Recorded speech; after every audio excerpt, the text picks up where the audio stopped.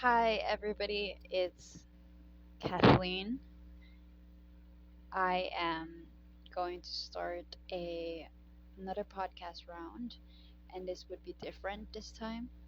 It is about a book that I'm currently reading, and I'm going to really dedicate this for this podcast as well as for myself and for everybody else who would be interested in the journey. I'll be reading The Power of Now. This book is or was given to me by a really great friend of mine. He's a great guy, and he's one of my treasured friends. And this would be the start of my journey as well in being hardcore herbivore or hardcore herbivore. I will be under that name that I have created for myself, and as well as it is my vegan channel that I would be doing. I will be discussing what I've learned and what I've understand based on my knowledge about the whole book. I will have a detailed, thorough explanation for each of the chapters and the sub chapters that are within each chapter. So I will be explaining all that and expound it. And one of the things that I think that I want to have and learn from this all is that when I finish the book and by the end of it, I want it to be something that I would look back into, and for viewing as well on your end, that you can relate to this as well and have something like an audiobook or a guide for your life. And this is very important by being at the present than the past or the future is what it is about. The truth that is within you. That is the first subchapter of this book, and it says that it is already what you already have. And the chapter is called You Are Not Your Mind, and that is the greatest obstacle of enlightenment. It is actually is because more often than not, we tend to really get into our mind and let it get the best of us. We either use the instrument rightly or not use it at all. And usually it takes us over. And that's what hindrances our pathway to enlightenment when we let our mind take over. And I think that if we use our mind correctly and in the right way, it would really be a great profit for ourselves. So I put up bullets here on the notes that I have placed as I have read the chapter itself and I just finished it. In all honesty, I have not really finished the book and I have read bits of it, and right now I'm going to fully commit to this book chapter reading and audiobook and actually help you guys out as well as myself. The first one is connectedness.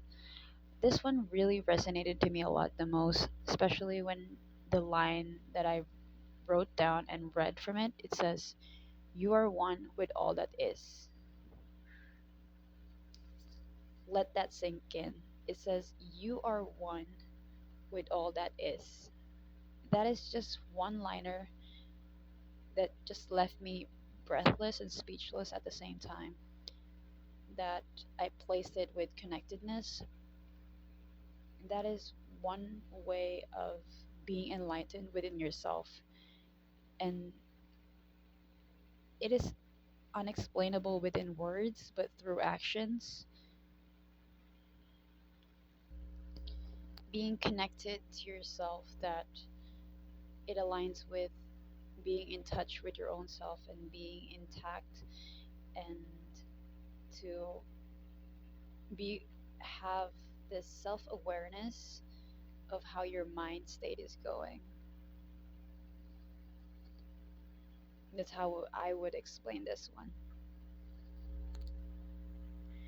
Being, or true nature, like being is your true nature. This one I just wrote it down specifically because being is not just myself, but also all the nature around me, including the plants and animals. Being is a person, not other people altogether, but being is just an individual, being just the one person that you are. Shattered mind resolves through prevention of finding that realm of inner stillness.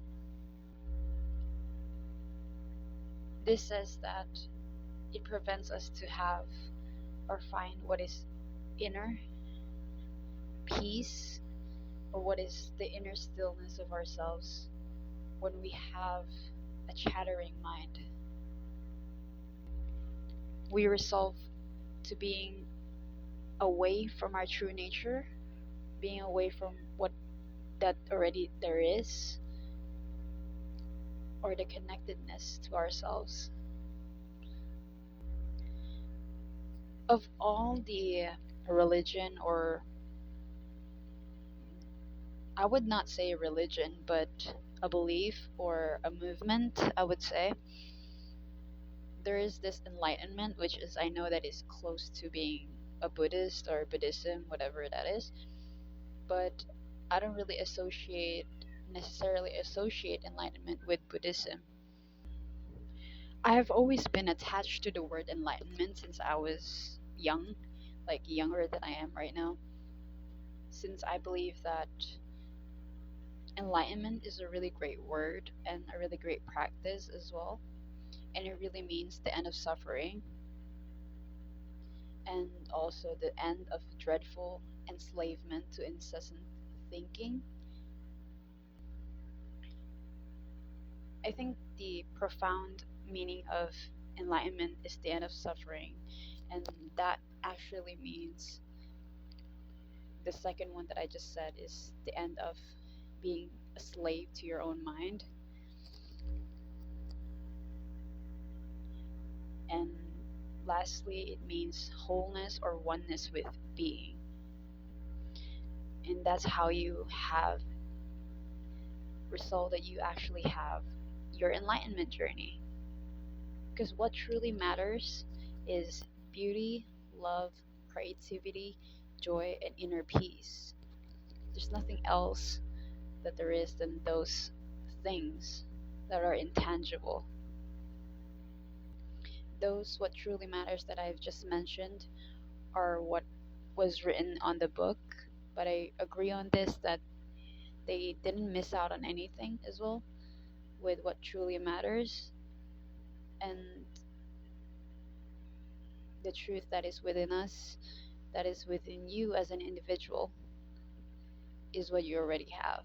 And I think we just have to keep on going back to that, especially when we get lost. Sometimes, most often than not, I have been lost with my own purpose. So I was thinking that one time, what is truly my purpose? What am I here for? What am I doing this for? Why am I a being that is in this earth, on this earth? And am I just here to survive all the time? Or my goal is to thrive as well? It's not really about surviving, it is about thriving and striving hard. And I have already found my purpose, and I believe that my higher calling has always been veganism, being real with myself, being myself with who I truly love as well, with being a lesbian as part of the LGBT, and how I truly love animals as well. I think these are I believe and I know that these are my three primary things that actually makes me happy and proud of myself, and how I just am myself, that I don't have to fake anything, and it aligns with my purpose as well. Yeah, that's how I think this whole first sub chapter of this book resonates with me. And I'll have another one soon that I will continue on discussing other of the chapters as we go along. I'll see you in the next one.